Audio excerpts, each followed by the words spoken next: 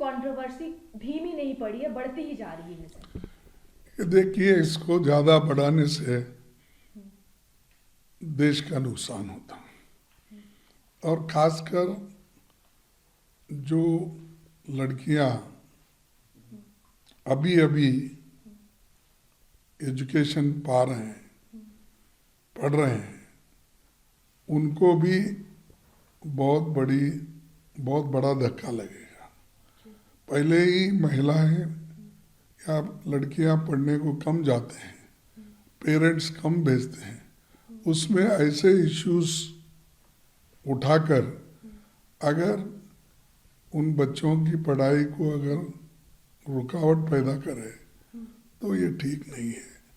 और ये मामला अभी कोर्ट में भी है, कोर्ट क्या फैसला देगा वो देखेंगे। लेकिन इस बीच जो वो पार्टी ये पार्टी जो चंद बच्चे एकदम हजारों से तारीख को है, यूपी का फेज और चलेगा, मणिपुर में है। वहीं पे अगर बात करें बड़ी पार्टियां छोटी पार्टियां सब अपने अपने पक्ष रख रहे हैं, स्टेटमेंट दे रहे हैं। वहीं पे अगर हम प्रधानमंत्री की बात करें तो उनका बड़ा बयान आया है। उन्होंने कहा है वोटर्स को कि 2017 से और भी ज्यादा जम के वोट करें इस इलेक्शन में और परिवारवाद को हटाए और गुंडागर्दी को देश से हटाए। देखिए, कांग्रेस वाले हमेशा एक आइडियोलॉजी पे चुनाव लड़ते हैं और आइडियोलॉजी के लिए अपनी जान भी कुर्बानियां की है। और यहाँ जो परिवारवाद कांग्रेस में नहीं आता, क्योंकि यहाँ पर सिर्फ सर्विस करने वाले हैं, देश की सेवा करने वाले हैं।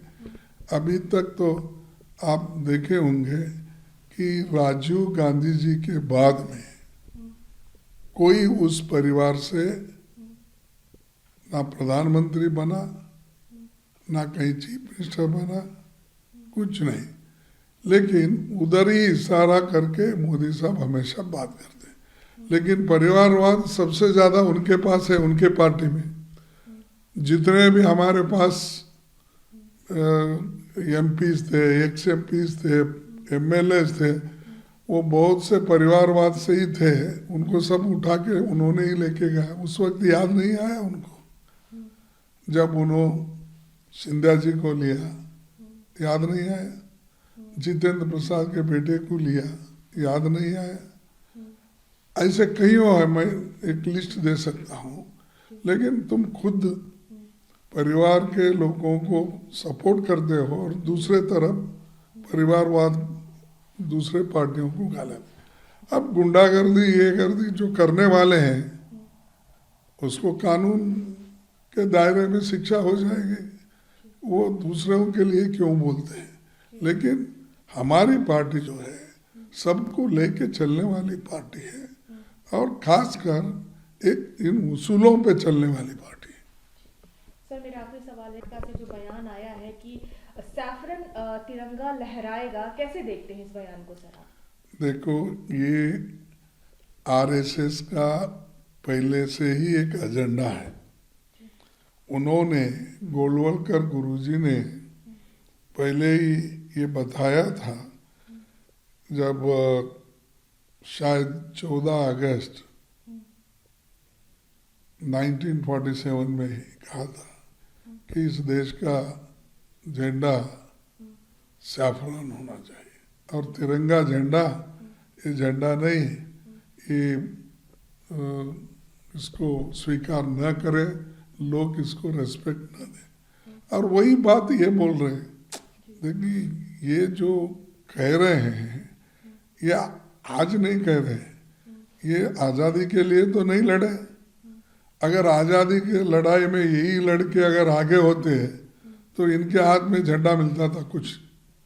लेकिन लड़े, तिरंगा झंडा लेकर, चरखा लेकर गांधी जी ने लड़ा, नेहरू जी ने लड़ा, वल्लभ भाई पटेल ने लड़ा, उस ट्राई कलर फ्लैग्स के नीचे ही लड़ा और उसी ट्राई कलर को राष्ट्रीय ध्वज माना गया। और ये रेजोल्यूशन भी हुआ कॉन्स्टिट्यूंट असेंबली में।